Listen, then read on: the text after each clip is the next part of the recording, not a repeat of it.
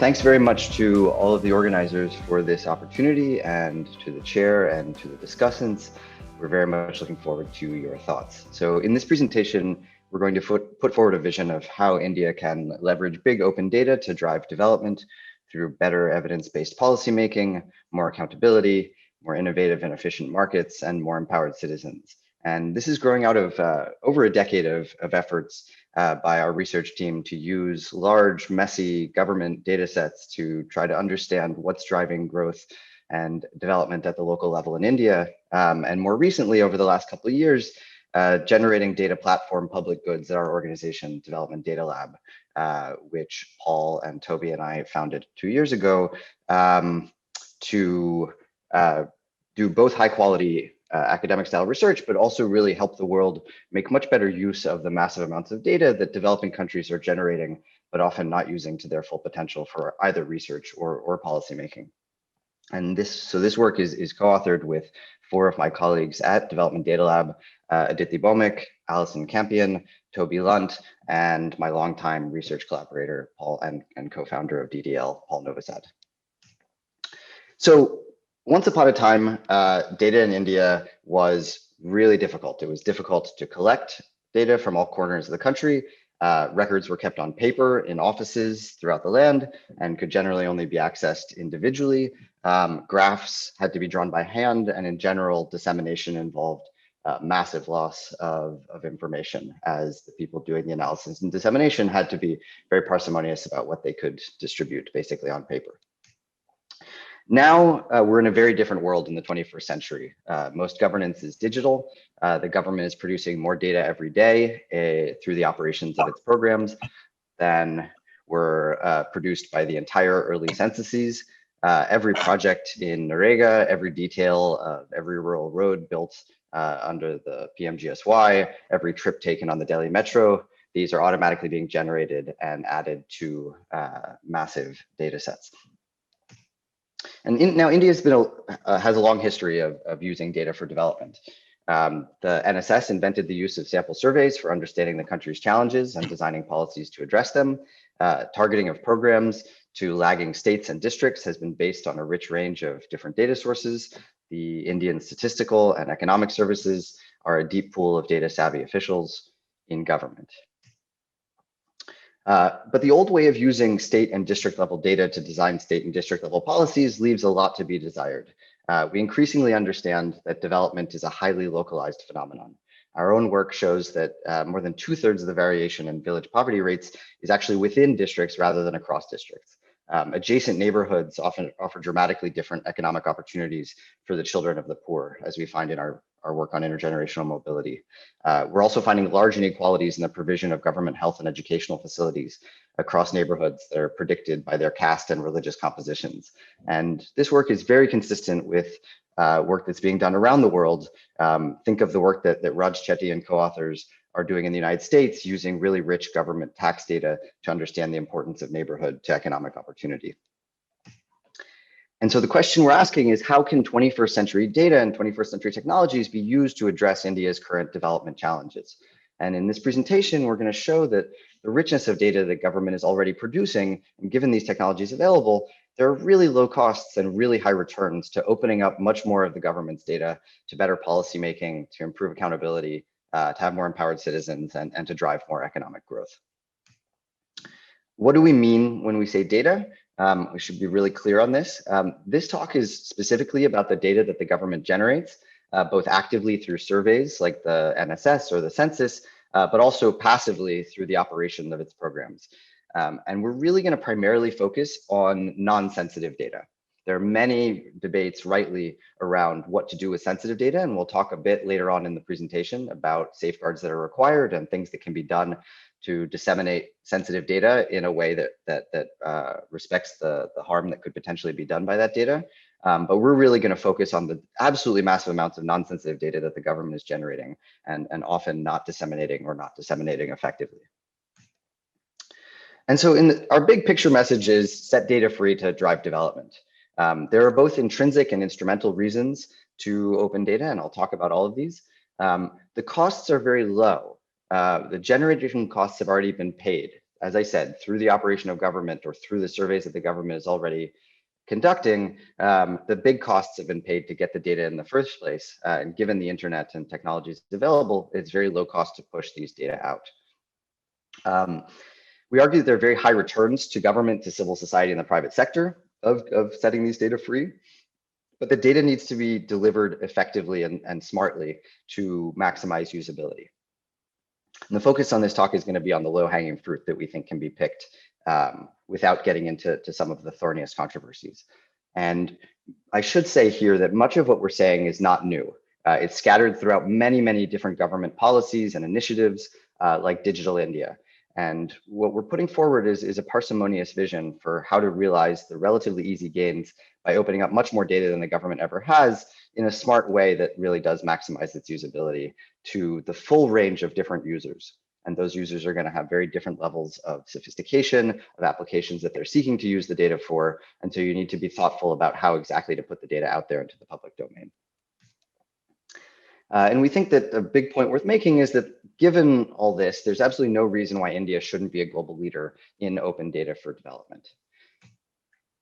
So the intrinsic reason to open data is that it belongs to the people of India. That government data doesn't belong to some entity called the government. The government represents the people of India, and they deserve access to the data that's being generated on their behalf.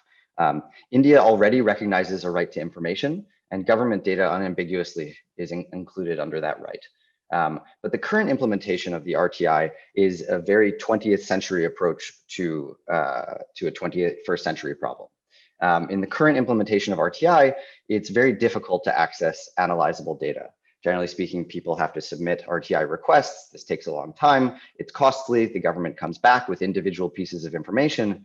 But in the 21st century, there's just no technological reason why non-sensitive electronic information requires this whole process and shouldn't just be available by default. And I think the Chief Information Officer of the US National Oceanic and Atmospheric Administration, NOAA, put it very well when he said, it's our job to get that data out there. The data doesn't belong to us, it belongs to the American people. And we think the Indian government should think the same way about the data that it generates. So the instrumental reason is that there are massive potential impacts for the use of these data. It's really impossible for any government official or any of the rest of us to predict the myriad ways that government data might be used. And in fact, there are increasing returns to using many different government data sources altogether. And so in the next few minutes, I'll go through case studies demonstrating very wide-ranging impacts on government administration, on electoral accountability, on policy relevant research, and on private sector development. So in the first case study, we talk about Banerjee et al. 2020, who conduct an experiment demonstrating the value of delivering existing government data. This isn't new data, but in a useful format to voters and politicians. So they use this Right to Information Act to generate report cards on Delhi ward councillor spending. And the councillors then, when presented with this information on how their spending aligned with the preferences of their constituents, actually changed their spending to be better aligned with them. But only when the politicians were told that these report cards that they generated would actually be published in the newspapers. So this information was very valuable, but only when put out there publicly. And so we consider the takeaway to be that information available under the RTI has really significant value to citizens. But RTI didn't put that data in the hands of citizens. Data wasn't open enough. It was sort of technically available. It was technically findable, but it really wasn't accessible in a way that could be used by politicians and citizens. In case study number 2, we show how government data can drive economic growth. So these companies, Zillow, Redfin, and Trulia, represent the biggest companies in what's referred to as prop tech, property technology. And this is a new market built on open government data. These are web-based services for the $1 trillion US real estate market. And the top 2 companies, Zillow and Redfin, alone are worth $35 billion. And basically what these companies do is provide direct information on real estate to potential home buyers and sellers, such as the number of bedrooms or other amenities in a house, the estimated valuation, characteristics of neighborhoods, and so on. Quite basic information, but really, really valuable to potential buyers and sellers, and information that wasn't previously at their fingertips. And the whole business model of a company like Zillow is really built on taking open government data from many, many different sources and packaging it in a way that buyers and sellers actually want and can use. And that alone is worth $29 billion. And so what they do is they take data from a wide range of different sources, from the federal government, like the US Postal Service or the Department of Commerce, Census, down to local county information on individual properties.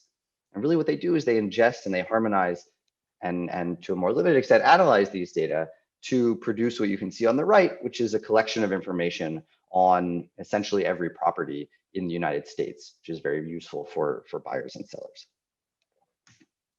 So we consider the takeaway here to be that opening up government data creates these billion-dollar economic opportunities, but when it's really opened up in a way that companies can take advantage of. The third case study is on empowering public officials. In this paper from 2020, Cull et al. Partnered with the government of Punjab, Pakistan, to address the poor health system performance. So in these rural clinics in Pakistan, 3/4 of the time, the doctors weren't at the clinics. Shanta mentioned attendance. This is a big issue around the developing world. This was a huge problem in Punjab, Pakistan. And what the research team did is they built a dashboard with attendance data on the rural clinics, and they flagged, using these red bars that you can see on the right, underperforming facilities. And when facilities were flagged for higher level bureaucrats who were overseeing these programs, these facilities saw a large rise in doctor attendance. That this information was really useful to the bureaucrats who were overseeing these programs to help improve performance. So we consider there to be two takeaways: that civil society, here in the form of researchers, have the ability to make data much more useful to government. This is about improving the performance of government, but it's about opening up data so that government can partner with other parts of society to improve its performance. And finally, in this other case study on enabling policy relevant research, I'll just talk for a minute about a trio of papers that we've written on the Pradhan Mantri Gram Sadak Yojana, the government's flagship rural roads program, which has spent over $40 billion and built roads into over 200,000 villages across India. I think it's widely agreed that good policymaking requires evidence on effectiveness, and there's a very wide community of researchers, both in India and abroad, who are ready to conduct this analysis, but many of these analyses rely on having access to the right data. Not everyone can go out and conduct their own surveys. Not every project or program lends itself to a randomized control trial. And so our team studied the impact of PMGSY on economic development, on education, and the environment. And to conduct this research, it required merging data from diverse sources at the village level. Administrative data from PMGSY, DICE educational data, multiple rounds of the population census, the economic census, the socioeconomic and caste census, and then GIS data on the location of every village, so that we could bring in satellite information on deforestation and agricultural productivity proxies. And what we ended up finding, quite surprisingly to us, certainly unexpectedly, was that rural roads' main impact was in improving labor mobility to towns. They didn't generate a lot of business growth or changes in living standards within villages, but they did increase labor mobility to outside areas, and they also increased education. And all of this was only possible because we were able to get access to a range of different data sets, all of which were high resolution enough at the village level just to match the program, as well as administrative data from the PMGSY. What we're basically calling for is for these types of data sets across government to be easily available and usable. Okay, so how can the Indian government lay a foundation for all of these varied benefits? We have three guiding principles. One, government data is non-rival and should be free. Two, government's primary role is to think of itself as a producer and disseminator of data and get it out there into the public domain. And three, there are very, very high returns to doing this dissemination in a thoughtful way. So when I teach my students about economic concepts, I find that it usually goes over better when I use examples with monkeys. And so here you can see a market for rival goods. Many goods are rival in the sense that if I eat that orange, then you don't get to eat that orange. If I live in this house, then you don't get to live in this house. But unlike many goods, data is non-rival. all the monkeys in this picture can be seen analyzing government data at exactly the same time. And in fact, it's the opposite of rival. Data is actually more valuable the more people use it. If Karthik is analyzing the economic census, he's going to generate a bunch of insights into what's wrong with it, what's right with it, where it can be used most valuably, and I'm going to be able to benefit from the knowledge he's creating and going to be able to generate even more insights than I would be able to otherwise. So we think of the Econ 101 of data as it's non-rival and it's highly valuable in the hands of all of these different users who can use it simultaneously without crowding each other out. The fixed cost of production has already been paid by the government. The government is already generating all these data. And thanks to the internet, there's a near zero marginal cost of delivery. If you set up a delivery system, Suman can access the data, I can access the data, Arvind can access the data. We can all get access to the data at once, basically costlessly. And given these facts, the social value of data is maximized when there are no barriers to its use. These can be monetary barriers or otherwise. Put differently, there's absolutely no reason for the government to hoard a vast non-rival good such as data for which the price has already been paid. And I think it's worth repeating at this moment that like our focus is really on the huge amount of non-sensitive data being generated by the government, but not currently open or effectively open. The second principle is that data should see itself, government should see itself as a data generator and disseminator. So here we're going to use Paul's world-class artistic abilities to show the pipeline from data generation through processing, analysis, and to better decision-making, to the final use of data, and the large returns to improving dissemination. The goal here is to make better decisions across Indian society, and that's what we want to use data for. So here's a world without dissemination. Government produces a huge amount of data. It's able to process some subset of that data. It's able to analyze some subset of that, and it's able to make decisions based on the data that it processes, it generates, processes, and analyzes. And government, private sector, and civil society all have their own pipelines from data collection to decision making. And in this world, everyone's decisions are only as good as the data that they themselves can collect, process, and analyze.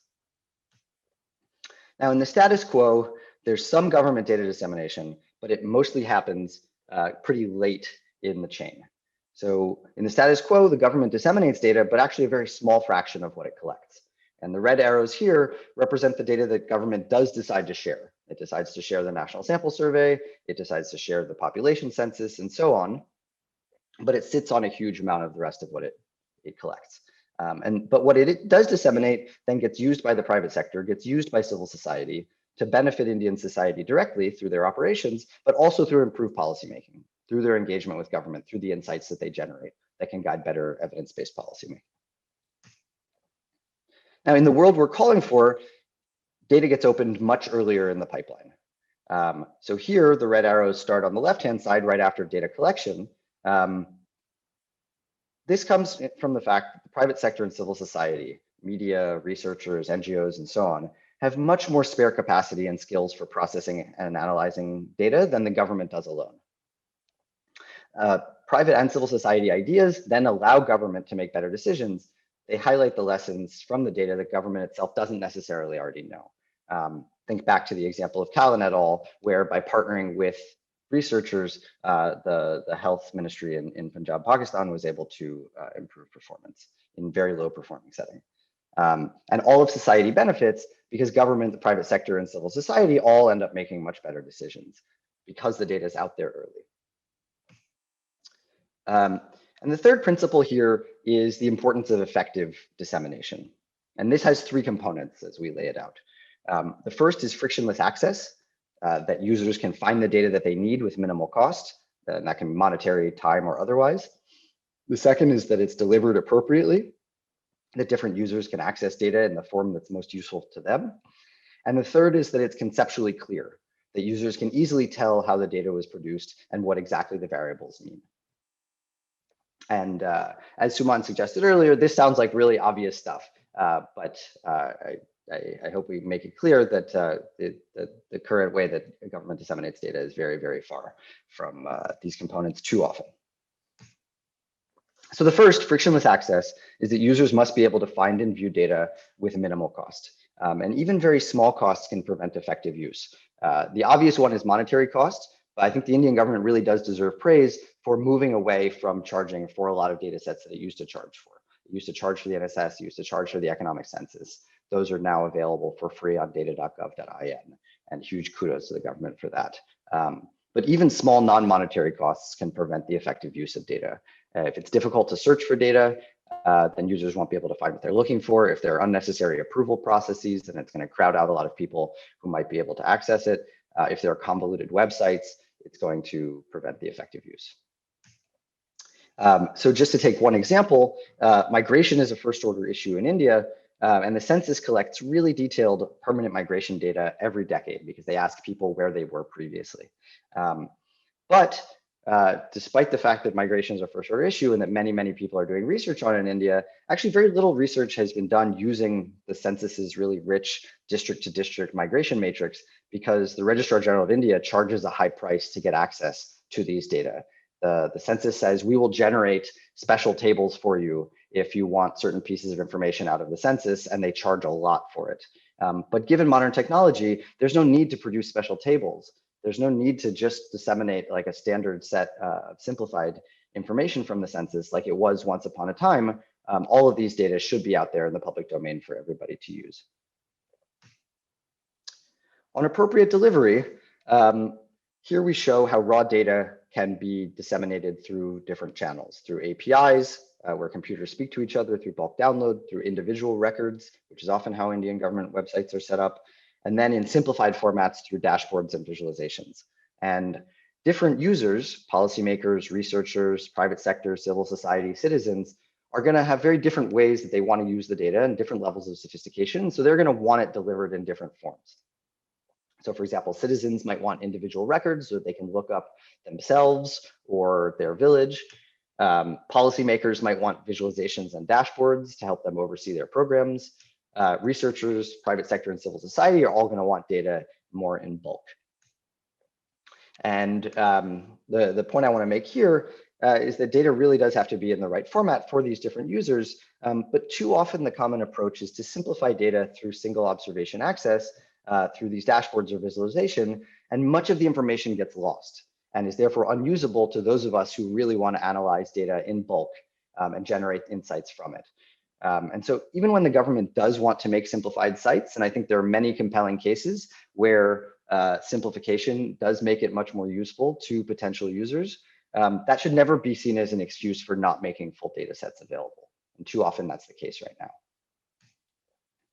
So let me just go through a few sites in India and talk about some strengths and weaknesses of existing open data efforts. So here's the India Urban Data Exchange. They deserve huge kudos for opening up their data using standardized APIs. These APIs are a standard mechanism for passing data between computers. Having standardized protocols across all of Indian government websites would really greatly reduce the costs of using government data. And right now it's sort of a Wild West. So kudos on good APIs, but actually in the Urban Data Exchange, there's very little data at the moment. And actually of the data that's there, most of it is kept private. The Disha Dashboard is a large effort by the Ministry of Rural Development where they've merged together dozens of different data sets using a standard geographic schema. So you can access lots of different government data at the village level, say, and you can merge them all so that you can look at them, you can analyze them together. But it's restricted access. Despite the fact that much of the data is completely non-sensitive or is already made publicly available in some other form, this dashboard isn't publicly available. It's only available to government. And so the efforts, the investments that were made in generating a site like this, the returns end up being much lower than they could be because such a tiny subset of the population actually gets to use it. Data.gov.in has made a huge amount of data available at no cost. Huge kudos there. They have over 500,000 resources across a ton of different government departments. It's been downloaded tens of millions of times. It's a huge step forward. One area I think that could be highlighted for improvement is search. Search is a really hard problem. One thing that makes search better though is to have systematic metadata and comment schema across data as they're being produced. That makes the search problem a lot easier. Right now, finding data is really, really difficult. So we're showing here on the right, when you search for school enrollment, you get data from Tamil Nadu, data from across India from 2014-15 on higher secondary schooling. You get SCST rural area enrollment for 2007-8. You get foreign students enrollment in colleges from 2015-16. It's just really, really difficult to find what you might be looking for. And as one expert we spoke to about this put it, he said, one can occasionally come across a very useful data set on the portal, but this happens mostly by chance. We do think that this new initiative, the National Data and Analytics Platform, or NDAP, does represent a pretty big step forward. So Niti Aayog is building this, and Dev Data Lab and ID Insight are involved as the PMU with supporting this initiative. And what they're trying to do is create a one-stop shop, building on all these existing open data efforts like data.gov.in to create a one-stop shop for government data. And there are a few key features here, but I think the most important feature is that they really are trying to generate a standardized geographic schema based on the local government directory standardized schema that the government has made, so that all the data can be merged together across ministries, across different time periods, and so on. And this is really critical for many applications. If you think back to the Zillow example, where the whole business model is built on merging data from a wide range of sources at the highly local level, this is exactly what an effort like this can facilitate. Sam, I can only give you another 5 minutes. All right, good to know. I think I'm roughly on track. So, of course, there are good reasons to sometimes restrict access to data. And in particular, you want to prevent the violation of privacy. Most users of data are going to benefit from maximizing information, but that means that data might be personally identifiable and can therefore cause harm. But in the current status quo, the government makes much personally identifiable data available online while not actually opening up a lot of other non-sensitive data. So we think in both regards, government can do a much better job of disseminating the right data in the right ways. So here we categorize data into two types: data that are already safe, and that could include something like mining leases. Much of government data is not sensitive. So mining leases, where the government issues the right to companies to extract subsurface minerals. These contain information on recipients, on boundaries, expiration dates, and so on. There's nothing sensitive about these data, but they're hugely valuable for civil society organizations that are trying to improve oversight of the mining sector, firms considering exploration for minerals, and so on. These data should just be opened right away. But for more sensitive personally identifiable data, there are at least two things that can be done to get value from them while still protecting privacy. The first is sort of minimal aggregation, where you can aggregate to the neighborhood level or to the village level. And so, for example, in the case of PMJ health insurance data, you can aggregate to get child health information on, say, wasting and stunting at the local level. This is really valuable to many, many different potential users and doesn't risk any sort of release of personally identifiable information. Now, the second is restricted access data centers, where researchers can access things like insurance claims for individuals, but without the risk that this personally identifiable information gets out. And governments around the world have been doing this for many decades and have really solved the thorny security issues, and there's no reason why the Indian government can't be doing the same. So I'll just take a minute to talk about our efforts at trying to implement some of these core principles that we've laid out here. And this is the SHRUG, the Socioeconomic High Resolution Rural Urban Geographic Platform for India, which we at Development Data Lab have built. And we built the SHRUG platform to collect and host data from across the vast but very fragmented ecosystem of public data in India. And I'll just walk through 4 key features. First, it's high resolution. As I said at the beginning of the talk, a lot of data is just available at the state or district level. We've really been working to make data available at the village and town level across all of India's 600,000 villages, 8,000 towns, 5,000 assembly constituencies. Second, it's interoperable. So data from these different sources can be merged using a consistent set of location codes so that they can be analyzed together. Think back to our research on PMGSY, the rural road scheme, that required merging data from all these different data sets at the village level. We spent years doing it. We spent most of our PhDs doing it. We spent years afterwards doing it. The SHRUG now makes that really seamless. The third is that it's highly accessible. With just a click of a button, you can get access to each of the different underlying data sets in the format that is most useful to you. And the fourth is that it's well and consistently documented so that users can really understand exactly what the data represent and how they were generated. This has been, in the last couple of years since we launched it, downloaded over 15,000 times by hundreds of institutions. We're particularly gratified to see how many people are using it in India, given that students at Indian institutions often don't have the same kind of resources available to the people at rich American universities to clean up and link messy government data. But the shrug is much, much smaller than it should be because it's really costly for us to obtain, clean, and standardize all of this messy government data. So just want to do a quick kind of focus on COVID, the good and the bad about open data during the pandemic. Government was exemplary in some data dimensions: widespread seroprevalence testing, widespread genetic testing, and civil society made government data really, really useful for decision-making when it was put out there in the public domain. So here we highlight the efforts of COVID-19India.org, who parsed PDF infection results to create public data sets that could highlight areas of concern and guide policy and individual actions. But there were many missed opportunities. And around the world, data empowered citizens and policymakers to change their behavior, but much of this data was not released publicly in India. It was gated up behind logins, like by the Indian Council of Medical Research. And some of the really, really valuable critical missing information in India, for example, the number of tests, where it was very difficult for all of us researchers to make sense of the case data when we didn't know how many tests were being conducted in each location. We didn't know whether cases were going up because the disease was spreading rapidly or because testing was scaling up. And likewise, consistent case and death data was very, very hard to find. So to conclude, opening government data by default has really low cost and huge returns across government, private sector, and civil society. And we're really calling for a paradigm shift in how to think about government information. Data should be set free to facilitate development. The government should not be sitting on it. These ideas are not original. Digital India and other previous initiatives have many of these points scattered throughout many, many different documents. And we're really focusing on the low-hanging fruit that will get data into the hands of diverse users to contribute to development through better government, a more dynamic private sector, and better informed civil society. Many steps can be taken right away. Open up all non-sensitive government data, of which there are huge amounts.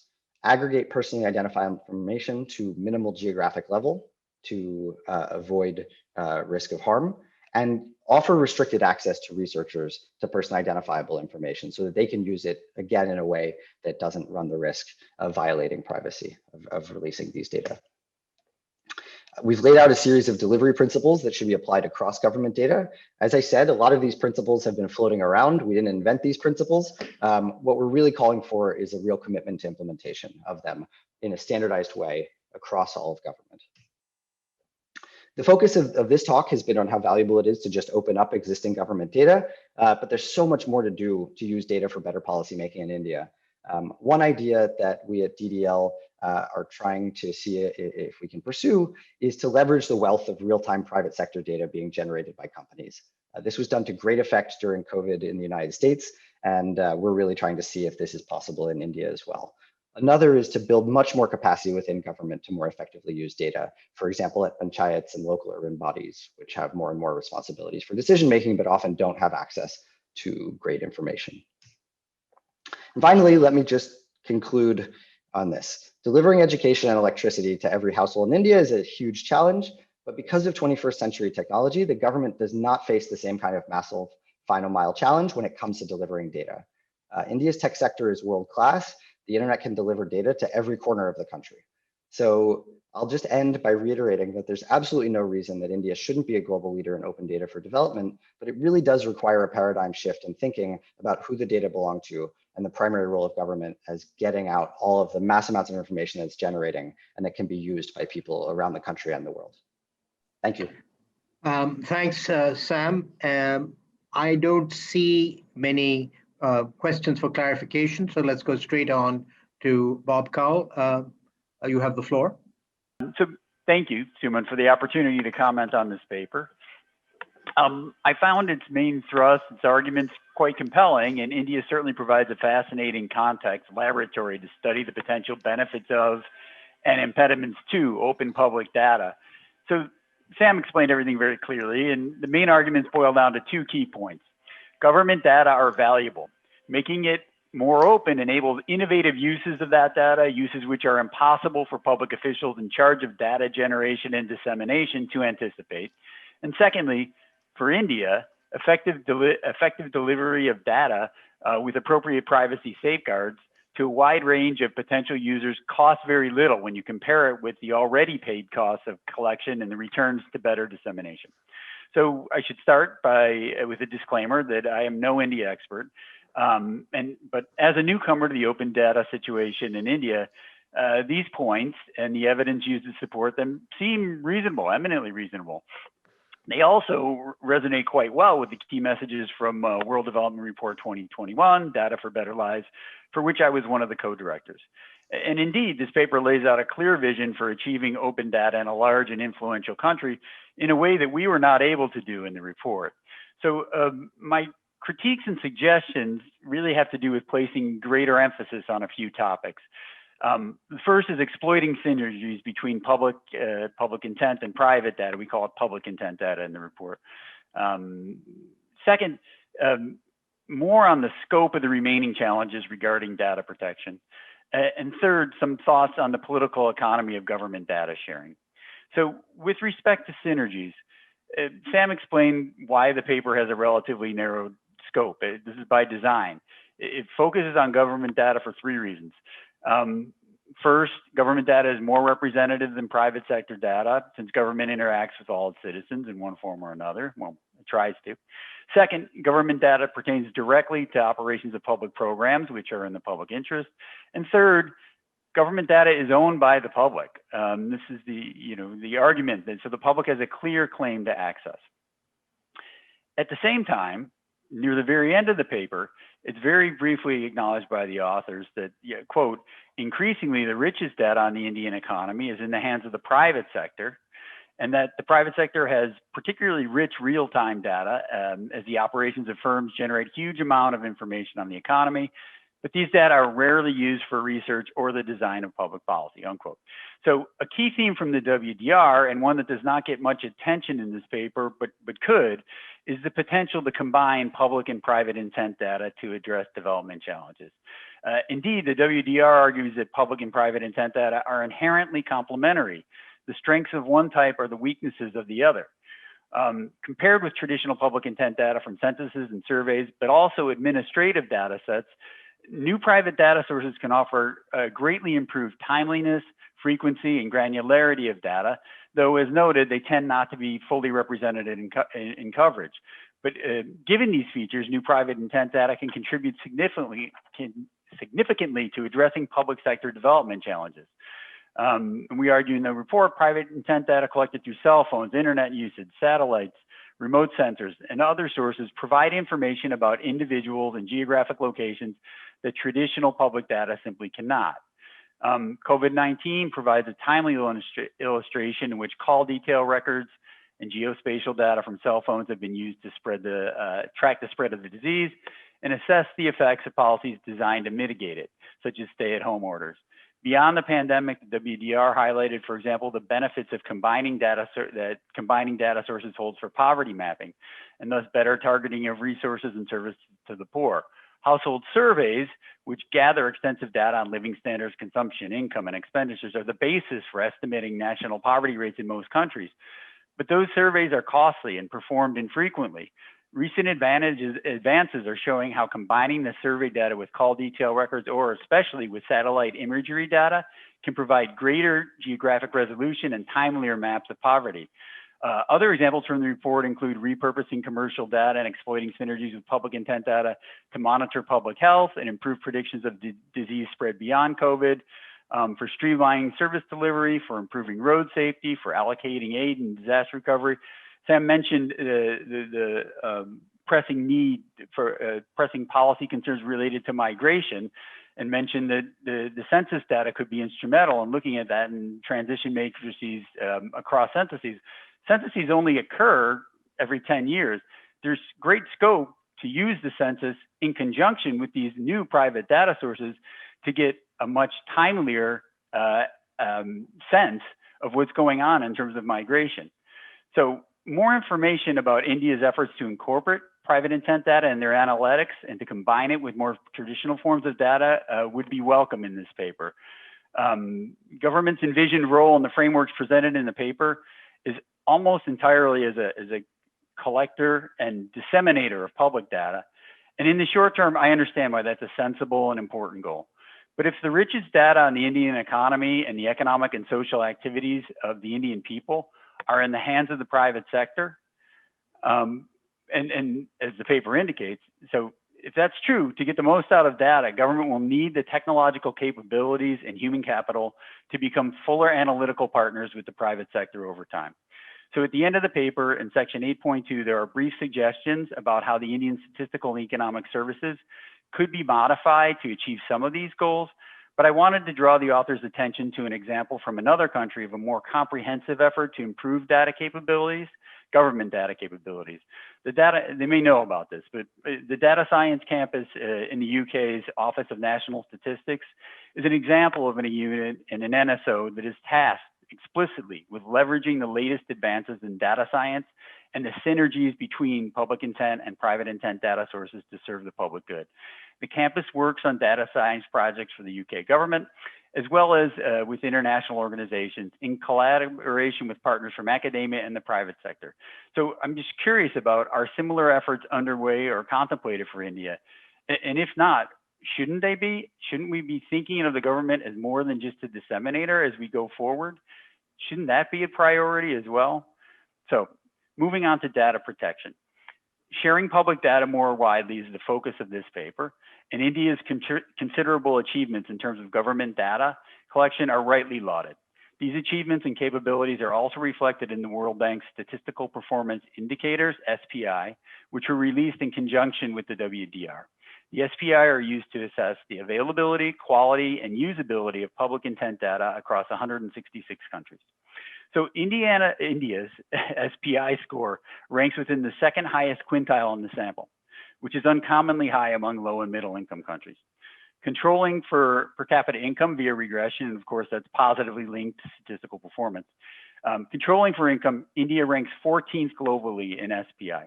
So this is a hopefully interesting new data source that underscores some of the claims made in the paper and perhaps could be used to buttress those claims quantitatively.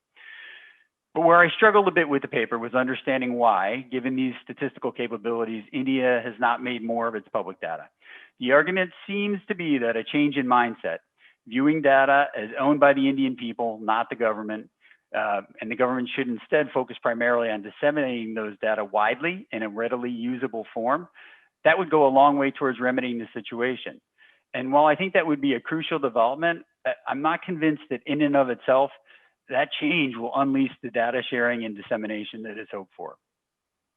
In the WDR, we argued that a variety of factors prevent countries, particularly low and middle income countries, from realizing greater value from both public and private intent data, including lack of resources, technical capacity, data governance, and the demand for data-informed decision-making. Based on the description in the paper, all of those factors could be playing a role in India. But the one that seems less emphasized in the discussion is data governance, a phrase which I did not see mentioned in the paper.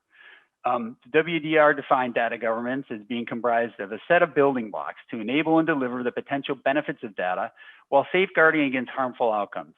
These include data infrastructure policies and connectivity.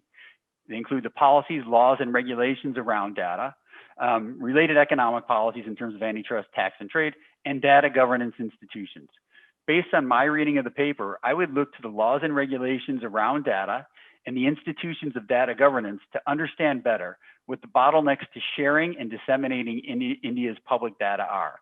And two additional data sources released in conjunction with the WDR may be of use in this regard, namely the World Bank Global Data Regulation Survey and the Database of Digital Government GovTech Systems and Services, the DGSS. So the Data Regulation Survey has questions about enablers of e-commerce and e-transaction, and separate sections on the enablers of sharing and repurposing public intent and private intent data. It asks also about safeguards with respect to personal data, non-personal data, cross-border data flows, and cybersecurity. A stark pattern emerges from the responses to the Data Regulation Survey. Countries, especially low and middle income ones, score more highly on enabling data flows in e-commerce than on safeguarding and protecting data. And India is no exception. It scores just over 50 on the 100-point scale for enablers, but less than 40 on the 100-point scale for data safeguards.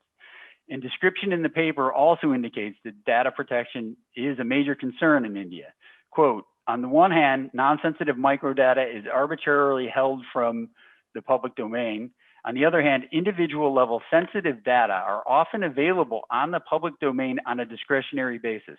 In some cases, substantial personally identifiable information is accessible on the public domain without any checks or safeguards, such as in electoral roads and details about beneficiaries of programs, such as MGNREGA. It seems likely that these concerns will loom larger as more public data are shared, and if and when the government incorporates new private data sources in its analysis, decision-making, dissemination, and decision-making.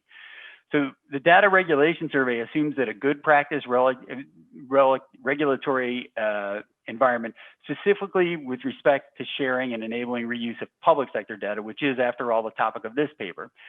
It includes foundational legislation on open data and access to information, as well as digital identity verification and authentication, a formal data classification policy, adoption of syntactic and semantic interoperability across datasets, and user-friendly licensing arrangements. Countries have adopted about half of such good practices, ranging from less than 30% in lower income countries to about 2/3 in high income. So I ran out of time and was unable to dig out the data for India on these dimensions, but the paper suggests that a number of them, especially those related to data classification, interoperability, and user-friendly licensing agreements, are lacking. At the least, these data could enable the authors to benchmark India's progress on public data sharing relative to other countries. And finally, the paper could devote much more effort to explaining whether the core institutions of data governance in India are lacking. For example, the comparison in box 1 with the UK Data Service Secure Lab seems to suggest that there is not a comparable data protection agency in India. But it would have been good to know more about which institutions have the responsibility for formal data protection in India and why it has been so lackluster. Also, is there a specialized unit within the Indian Statistical and Economic Service or elsewhere designed to ensure the interoperability and standardization of public data? Sam, you mentioned the National Data Platform Initiative, NDAP. You know, is that a formal agency, and does it have any authority over other agencies? Without that sort of authority, it's unclear. You know, what we found is you need some authority in order to make this sort of standardization and interoperability occur. Bob, I'm going to have to ask you to come to a close now, please. Sorry. Just a second? No, the last minute or two. 1 minute, yes. Yeah, sure. So anyway, our take is that dedicated units can be crucial for ensuring the widespread but safe sharing of data that the paper envisions. So additional details on institutional structures and institutional failings could be instructive. Now, just very briefly on the political economy of data sharing. Governments around the world have really mixed feelings about sharing data widely and well. It's costly, it requires expertise, it's likely to require institutional restructuring, creation of new agencies, and demand for data-driven analysis may be low among government officials and policymakers. And because the potential reuses of data and the synergies are impossible to forecast with precision, as the paper points out, it's difficult to measure and demonstrate the value that will be created through these efforts. But also, and quite importantly in some contexts, governments are reluctant to release data that would open them up to greater scrutiny. And we highlighted cases, not only of governments highlighting inconvenient data, but occasionally falsifying it. So we looked at two factors that were really strongly reflected in a better environment for public data as reflected in SPI scores. And they were political independence of the National Statistical Office and freedom of the press. In the Indian context, from what I'm reading in the paper, it seems India is in good shape on this, which points out all the more that the problem is on the institutional side and on the data governance side, if I'm reading things correctly. And that is what, if this paper could get at this and understand those bottlenecks better, it could have greater impact. So, but these comments and suggestions shouldn't detract substantially from my main comment, which this is a good polished paper and very thought-provoking. And I thank you all for the opportunity to comment on it. And Suman, I'm sorry that I ran over. Not at all. I think it's very valuable to get, as it were, the distance, the perspective of somebody seeing India as just another country, because we get lost in the weeds. Before I call on Ashwini, let me just say that, Bob, you have, pointed rightly to not only the what, but the why. Lan Pritchett, who was on this chat earlier, but is no longer, has described India as a flailing state rather than a failing state. And so after Ashwini has spoken, I would like those who are on those panelists who have some experience of government, I'm thinking of KP Krishnan, I'm thinking of Arvind Subramaniam, to give us their sense of the incentive framework. Does the stuff not get done because, as you've suggested, Bob, big governments are as it were, conflicted on what they want to do with this data?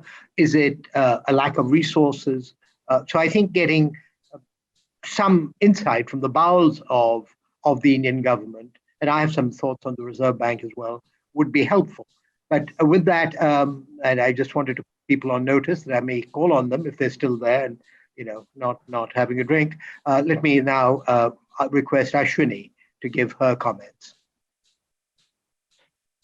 And I'll give you a time check at the 10-minute mark, Ashwini. Thank you, Suman. I'm going to share my screen.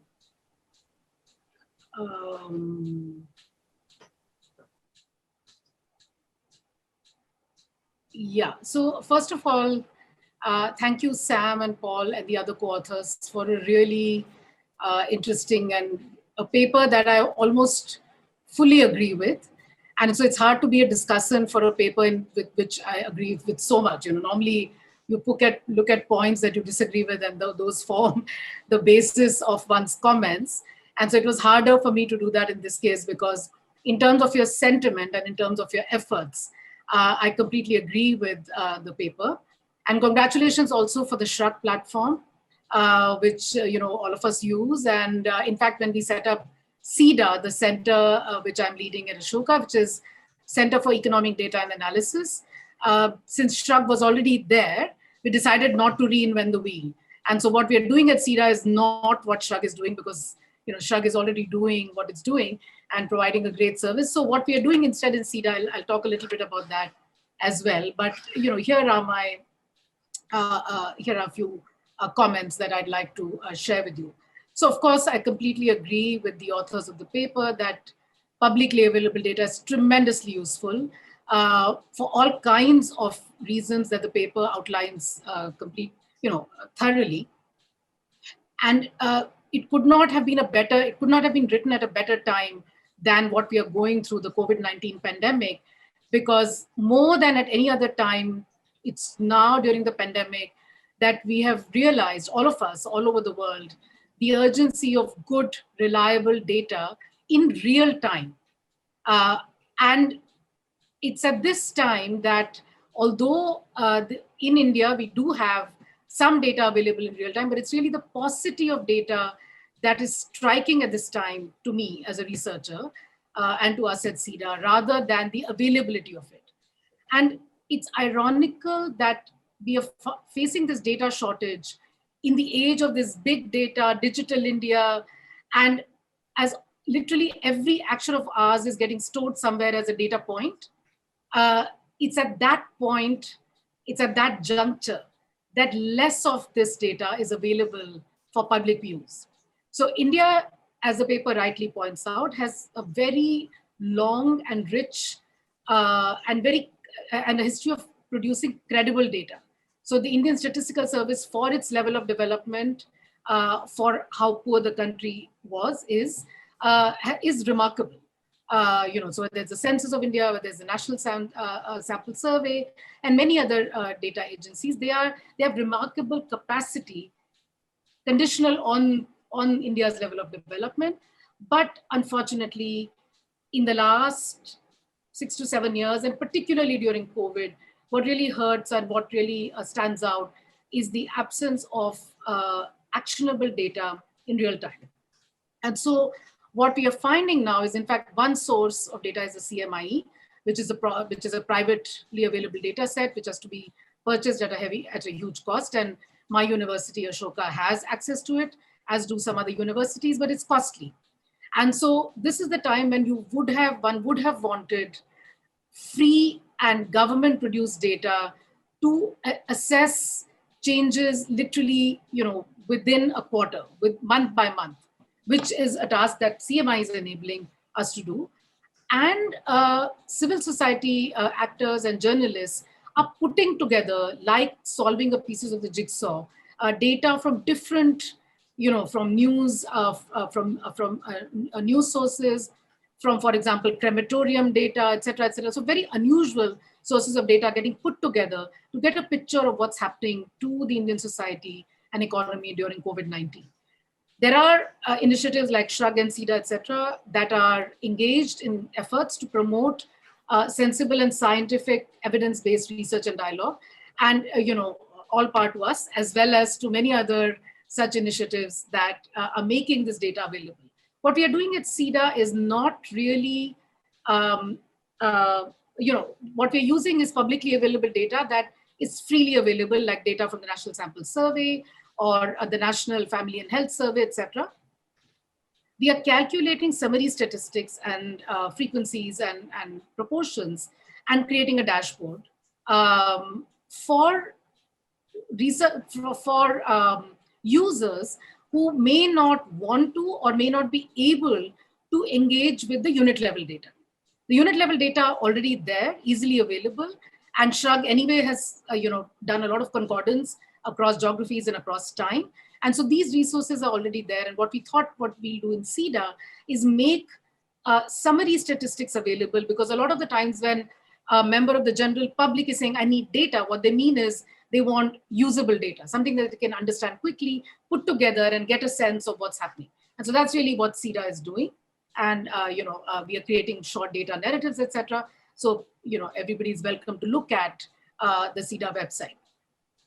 Now, what is important is the timing, as I mentioned, for example, in COVID, it's extremely important that data are getting generated and disseminated in real time. And that's something that we are finding is not really coming from the government as much as it's coming from non-governmental sources. But it's also the quality of the data that's available is as good as the data that's getting generated from the ground. So one of the examples in the paper is a property, real estate example, which Sam also mentioned in the presentation. And anybody who's familiar with the real estate market in India, particularly North India, Delhi, etc., knows how it functions. So even if you were to make that data available, it will be highly misleading. Because even if it was transparently available, there is a legal rate, which is called the circle rate, and there is a rate at which the transaction actually takes place. And as far as the circle rate is concerned, that's transparent. Everybody knows what it is. That's what you find in the registry office. So even if the property registrar's data were to be made publicly available, it would not actually capture the true value of the real estate market as far as purchase of property is concerned. Maybe rental, I'm not sure about that, but certainly not the property market, because the issue is complicated, as all observers of India know. So one of the issues that the paper doesn't go into is that in some cases, yes, there's data available. All it's a question of is putting it together and making it available. But there are arenas such as, for example, the real estate market, where even if all the data in the registrar's office were to be made publicly available, it would not still give us an idea of what's going on actually in the market. So there are those issues about Indian data as well. Now, when last year, when the COVID-19 pandemic started, the UN Women said that as the pandemic is spreading and as countries are imposing lockdown, the shadow pandemic of domestic violence is following as women and children are getting locked in with their abusers. So we thought, some of us at Ashoka, we thought, well, why not just look at what's happening to domestic violence in India, right? Now, the only source of that data that we got was the National Commission for Women. Now, that data, which is limited, suggested that, yes, there was an increase in domestic violence. But NCW is not the first port of call for women who are in distress. They don't go to the NCW to make complaints. They go to the police, they go to shelters, they go to helplines. So if we wanted to assess the incidence of domestic violence, which is anyway underreported, one would have wanted data from these sources in real time. I tried to approach several state governments. Some governments shared. Some governments said, no, we are not going to give you this data. Now, the police data comes to the National Crime Records Bureau after 2 years. By then it's too late. It's a question of literally of lives.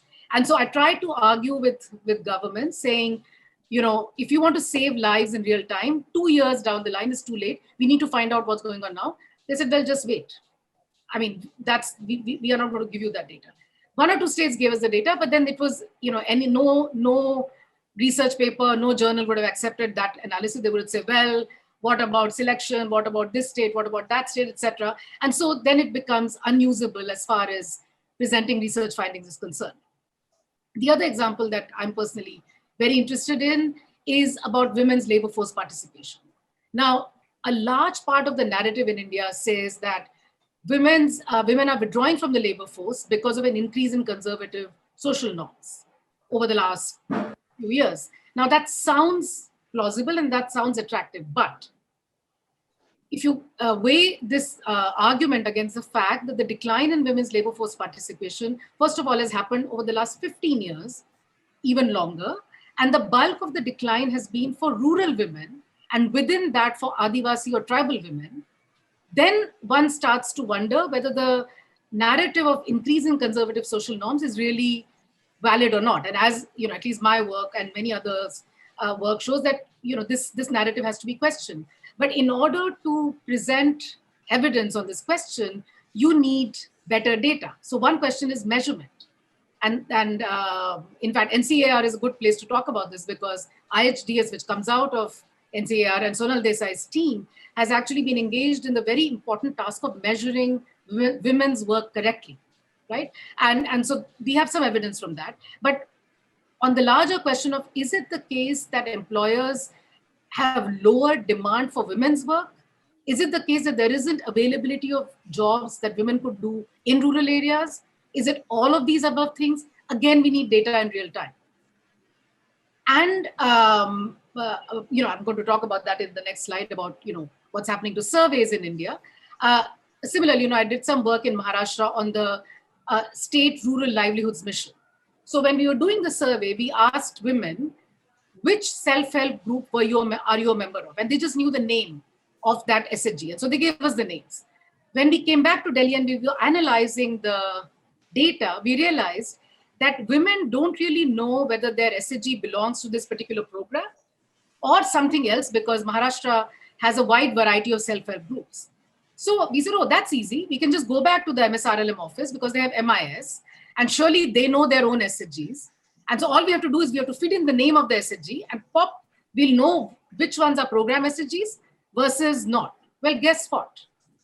When we went back to the program, the Mumbai headquarters, and gave them this bunch of names saying, well, this is the name, these are the names, just tell us which of these names are your SHGs, and surely it's all computerized, you should be able to tell us. They were not able to.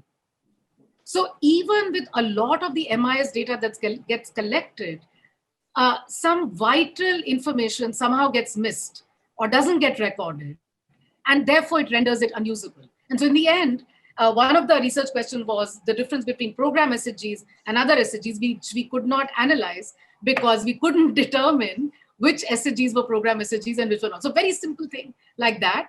And it was a revelation to us later on that we couldn't use that data. Ashwini, you're at the 12-minute mark. Yes, just another minute. So what are the concerns? So one of the concerns that seems to me in the last 7-8 years is maybe if we are more transparent, it'll rock the boat.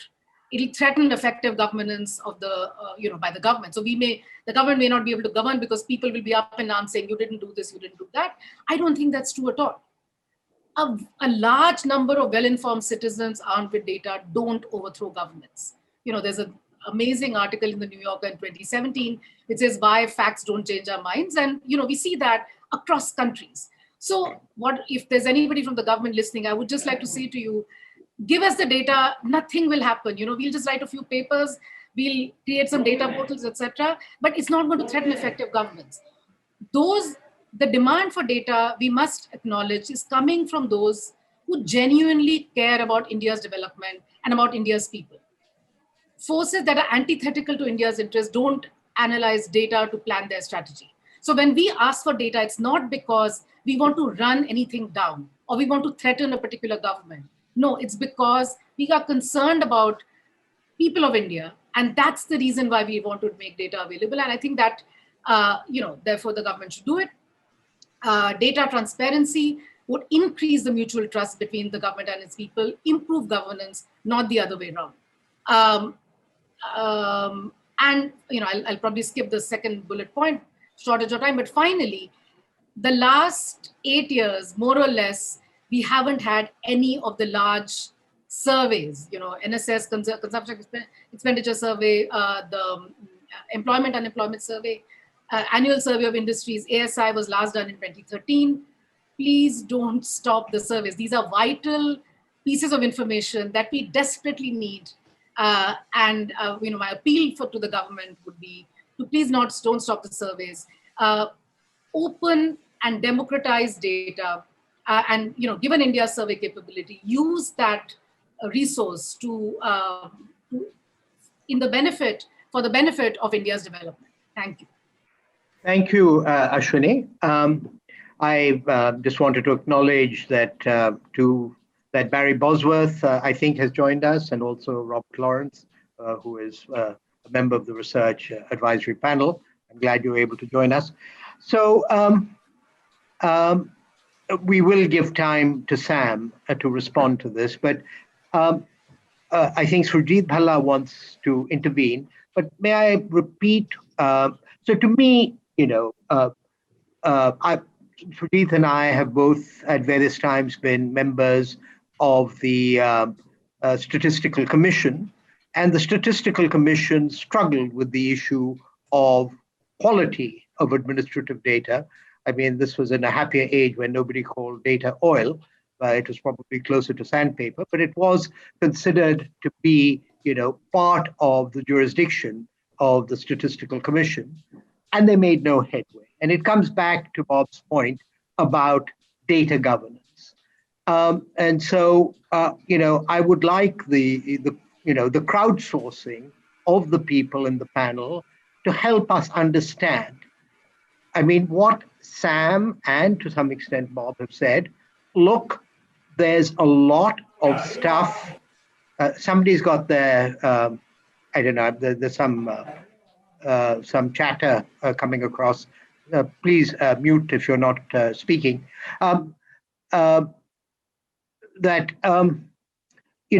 are well-intentioned efforts which, could be so much more. So one doesn't believe that it's always malevolence that leads to these suboptimal outcomes. But if it's not malevolence, then what is it? Is it a concern for accountability? Is it bureaucratic politics within ministry? So, people who've been in government, I'm talking about Arvind Subramaniam, I'm talking about KP Krishnan, can you help us penetrate the mind of the bureaucracy to see why, as it were, they would, give you a third of the loaf, but not the whole loaf, when, as it were, the benefits, as we've heard, to going that much further seem to be so high. Can anybody on the panel illuminate what's going on for a better paper? Do I have any takers? I don't see any hands in the chat, but I don't know if Arvind Subramaniam is there. I don't know whether KP Krishnan is there. Suman? Yeah. I lost you for a minute. I heard you about the parts relating to interface with the government, but we lost you momentarily. At least I lost you momentarily. Yes. Can you just briefly repeat what you said? only if you put on your video, KB. So I would say, so we have, as it were, the picture that Sam and his colleagues have painted, which is of a lot of individual, well-intentioned activity, which stops short of adding up to the sum of more than the sum of its parts. What are the incentives within, individual ministries to actually go the whole hog? Why are we in this kind of half-pregnant state? How can we understand? Is it that there's no demander for these? Is it a data governance issue? What is your instinct on why we are where we are? So individual ministries don't really have too much of a say. If you're talking about data collection, they are also, if you're talking about use of data. So for instance, let's take the ministry that I'm sort of familiar with in terms of recent times, skill development. In skill development, we had a bunch of serious data issues. For one, India does not have any estimation of what is the skill level of the Indian population. We have data on educational levels, but we don't have data on skill levels. Once we started getting into this, there is an issue of actually no definition of what constitutes skill for purposes of statistics. So individual ministries typically engage with the Ministry of Statistics, but I don't have any machinery as part of skill development to collect data. I have a lot of machinery with which I can disseminate data. So did I get you right? If you're talking about dissemination, individual ministries have a large role. But if you're talking about collection, individual ministries do not actually have a serious role. I was talking actually much more about dissemination and talking about, the maintained hypothesis by Sam is that there is, to use his marvelous phrase, data exhaust, that in the ordinary conduct of business, be it in NREGA, PMDAY, etc., data is generated. And either it is, as it were, not shared with the public at all, or it is shared in the form of interfaces which are well below what India Inc., including its private sector, is capable of. Okay?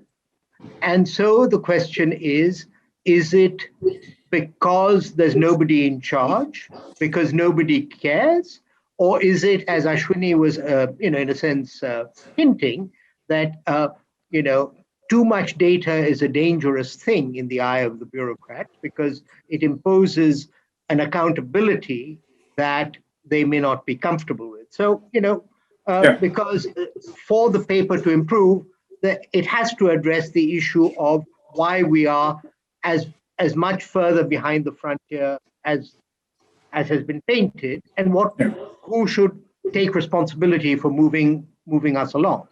Yeah, very quickly, it's actually all of the above. There is no incentive. Very often there is no capability. And three, there is more data means greater accountability. And clearly, all three are reasons why the dissemination, A, is only bare minimum.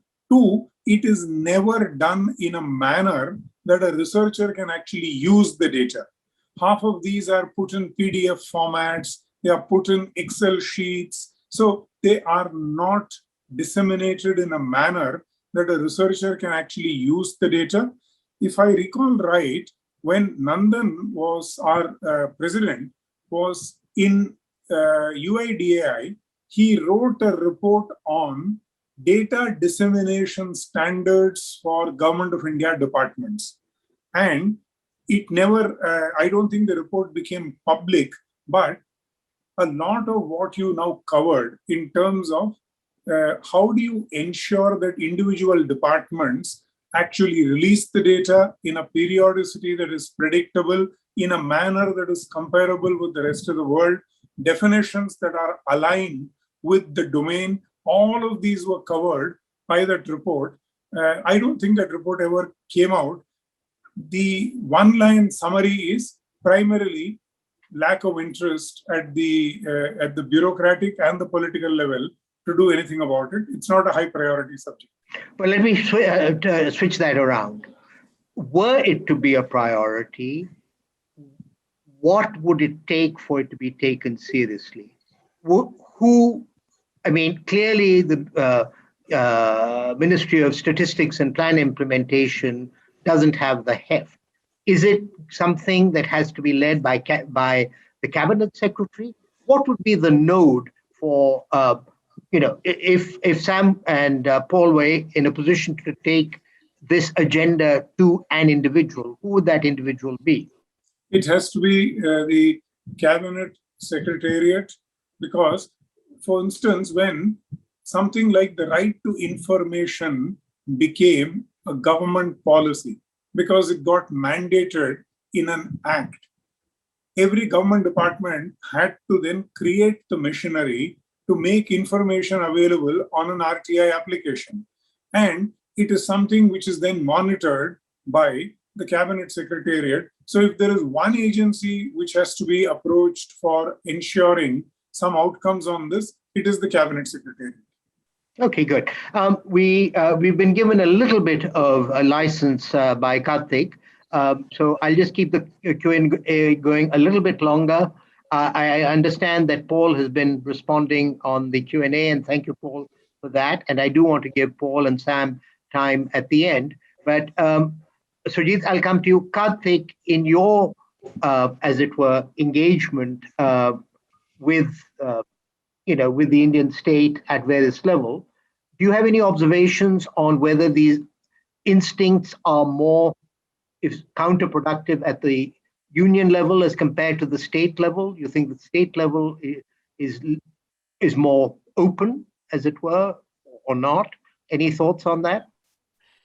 I didn't expect to be put on the spot, but let me just say, first of all, thanks, Sam and Paul, for the paper, which is excellent. And thanks to both the discussants.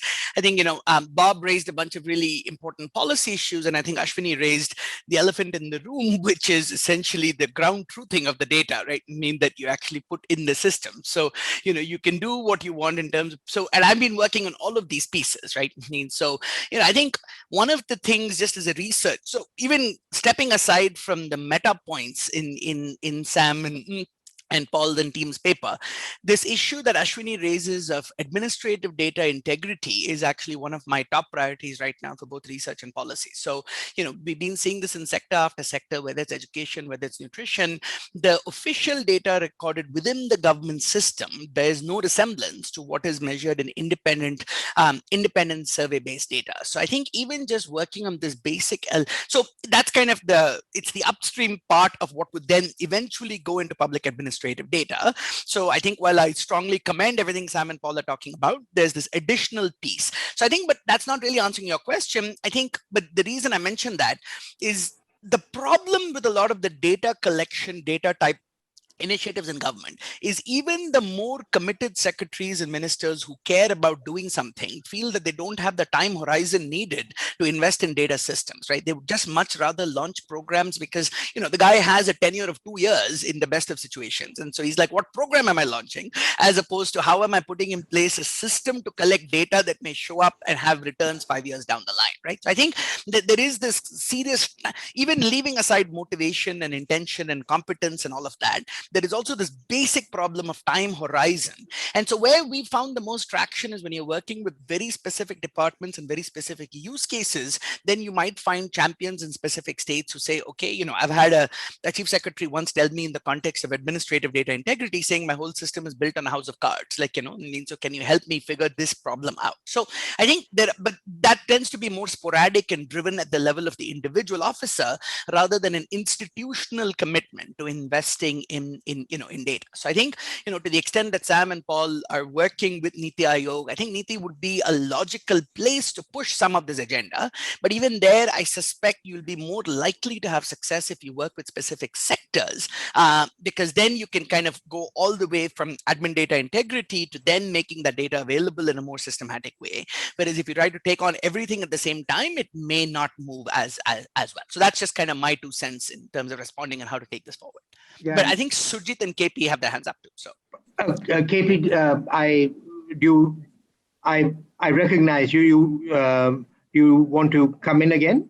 Yeah, I have a quick 30-second point. Yes. Something on which people like Devesh Kapoor have written a lot. Remember, very often the administrative data that I have, I need to put out as a departmental head is also the data on which my department is evaluated formally. So if I have to report on number of toilets built, let's say I'm secretary in charge of municipal department, I have clear incentives to fudge the data. So state governments recognizing this very often had put in place statistical departments in charge of data collection. Very often these came, to a halt because you didn't staff the statistical department with the right kind of people. But most administrative departments are seriously conflicted because the data that they need to put out is the data on which they will get funding for next year. They will be evaluated. So I think there are serious incentive issues there which need to be addressed. That's the quick point I wanted to make. Thank you. Okay, thanks. Sujit, you have the last word before we go back to the authors. Yeah, thank you, Suman. And it is the worth of this paper that it has generated a lot of discussion and reactions. I have 3 points to make. First, I completely agree with the authors that data is the ultimate public good. And for long, I have argued and believed that dissemination of bad data is actually better for policy advice and for policy discussion than dissemination of good data. So I think that's absolutely the case. There is no argument, in my view, to withhold any data. In India, the one data that has been withheld that I do know about is the consumption survey of 2017-18. And the reason I am arguing that that should be disseminated, it showed an abominably low level of consumption of Indian households. And I think just dissemination of that data would help us better understand what has happened to consumption. Second, that, no one has argued, and I want to really stress that. Second, actually, in terms of data on labor force, et cetera, that Ashwini was talking about, there is a time use survey of 2019-20, and indeed, and this is a point for both Karthik as well as Ashwini, that I think you'll do a great service if you should just document for me what data is not available in India other than the National Consumption Survey of 2017-18, and that such comparable data are existing elsewhere, administrative or non-administrative. What is it that we lack in India that we have elsewhere? And I would be the first one to really discuss that with you and try and use whatever instruments I have to try and get that data disseminated. But I think just blindly throwing about that, look, data are not available in India, we just need some more documentation on that.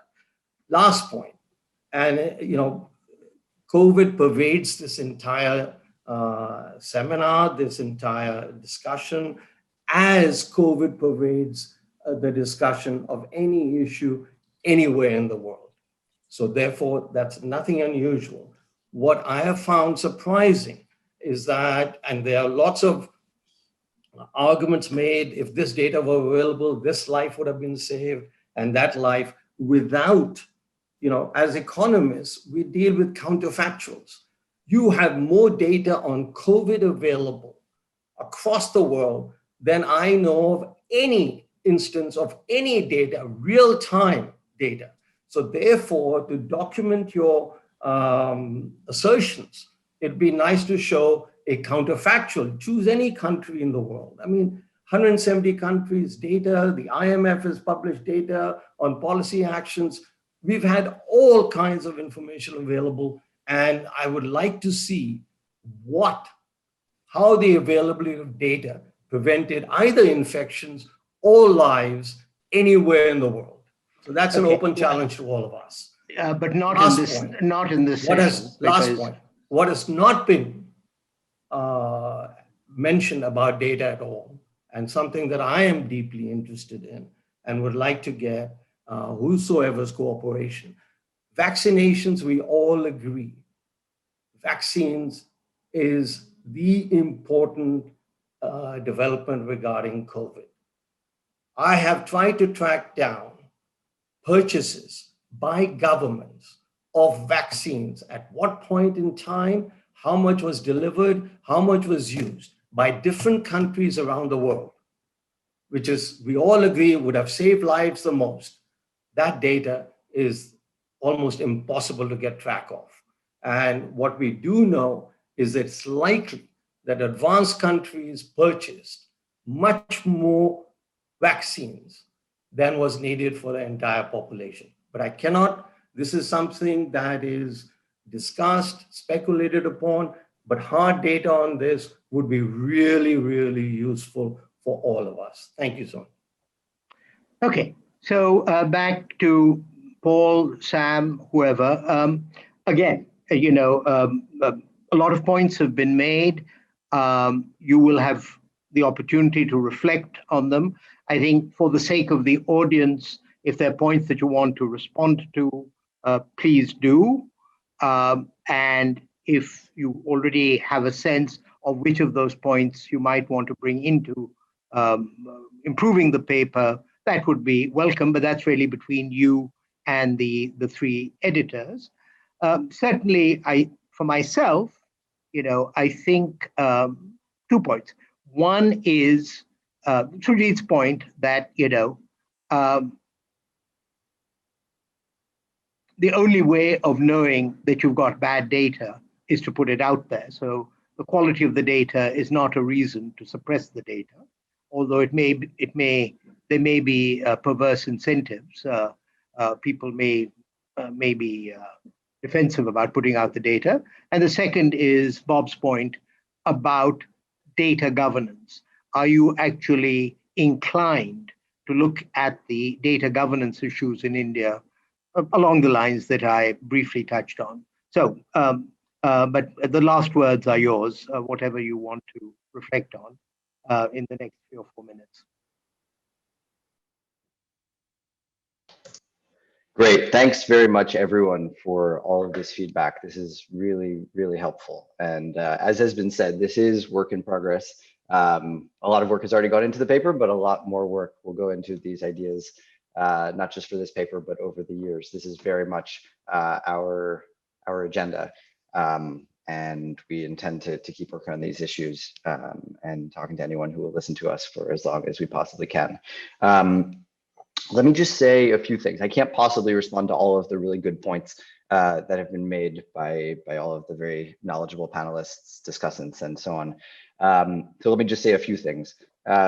First of all, on quality, I think I think we would all broadly agree, but I'd like to put a fine point on it. Greater transparency improves the quality of data.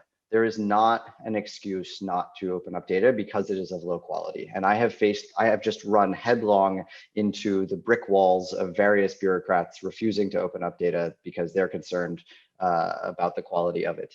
I have had people promise me maps that we could use to geolocate data that they then claimed were burned in between one day when I came and the next day when I came back. I don't have enough time to go into all the stories there.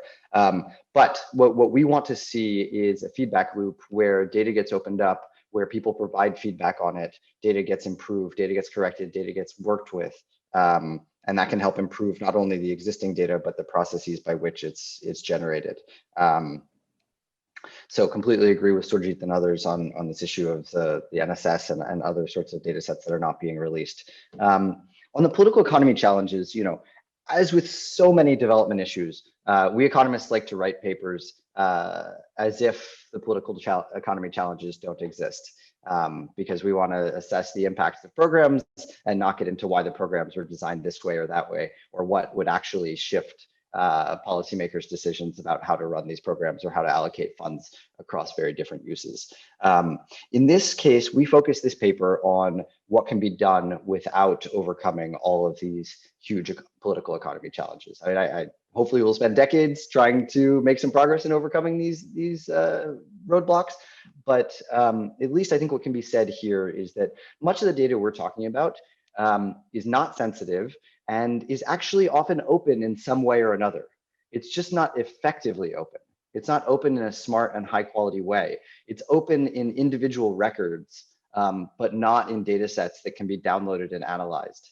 And I think often what's happening is less that people are covering their own asses, though certainly there's a lot of that, but it's that people have very, very specific notions of what the use cases are for different data sets. And so they're releasing them in very, very narrow ways. And what we're arguing is put the raw data out there always. High quality, low quality, open it up to scrutiny, open it up to people working on it. We will generate insights. We will simplify it in ways to help reach additional users. We will talk to government and say, hey, how can we work on these data in ways that really help to inform your decision making? There's a massive pool of labor and skills ready to generate these insights if these data are actually opened up. And then, of course, there are all the political economy challenges, and I think we do need to be focusing on them. On the issue that KP and others raised of sort of working, and Karthik, I thought, put this well, working with various government bodies to both improve the quality and to improve the dissemination. I mean, we would love to. We started Development Data Lab a couple of years ago in order to do exactly this. We're going to keep on doing our research. We think our research is high quality. We think we're generating a lot of evidence that's really critical for India's development story and improving policies. But our focus at Development Data Lab is really on making much better use of the data that exists, but are not getting to the people who can use them most effectively. And I completely agree that, while it makes a lot of sense to work with bodies like NITI who are already working with, I'm sure we could engage much more deeply and with different parts of NITI Aayog. The states are generating huge amounts of data. Some are much further along than others in getting this out there or in generating high quality data. And so we're super keen to work with absolutely anyone who would be so kind as to work with us. So thank you all very much for all of this feedback. I hope to be in touch with many of you in the days and weeks ahead, and to see many of you at some point. This is the longest that I've been out of India since 2005, and I need my fix. And just really appreciate this opportunity to present these ideas that we've been working with for a very long time. So thank you. Thanks, Sam. Paul, do you want to use a minute or two, or should we? I think Sam covered it all. I don't have anything to add, but I'll just reiterate his big thank you for the chance to present with this audience and to just engage in this discussion for the last hour and a half. It's really been fascinating, and yeah, really looking forward to continuing the conversation with all of you. Well, my thanks then to the team that produced the paper, the two discussants, and